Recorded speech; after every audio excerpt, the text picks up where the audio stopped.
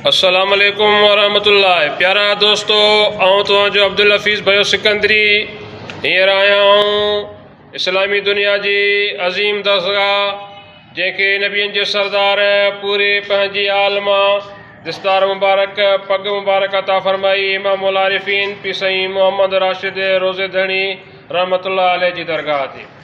ही उन कामिल पीर जी दरगाह आहे जंहिंजे नज़र सां मारवाड़ी मुवहिद थी आहे, इंडिया जा गुजराती मुवहिद थी आहे, बरे सगीर जा जहिड़े बि इलाइक़े जा हुजनि, हिंदू पाक जा, पंजाबी, पश्तो, पठान, अफ़गानिस्तान जा, ईरान जा, सिंध जा, बलोचिस्तान जा।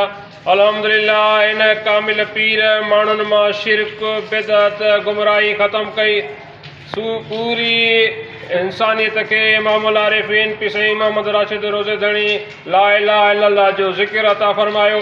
असां फ़क़ीरनि खे मुरीदनि खे घुरिजे त दुनिया जे ॿियनि माण्हुनि जे तालुकात खे छॾे करे कामयाब ज़िंदगी, कामयाब क़बर ऐं कामयाब आख़िरत जे लाइ असांखे इमामुल आरिफीन पी सईं मोहम्मद राशिद रोज़े धणी जो तरीक़ो जंहिंमें तौहीद, अल्लाह जो ज़िक्र, 5 वक़्त निमाज़ ऐं जेको आहे शरीयत जे ताबेदारी, कारनि कपिड़नि खां, बिदअतुनि खां, गुमराहियुनि खां परे थियणु खपे। अल्लाह सुब्हानहु व तआला असांखे अमली तौफ़ीक़ अता फरमाए।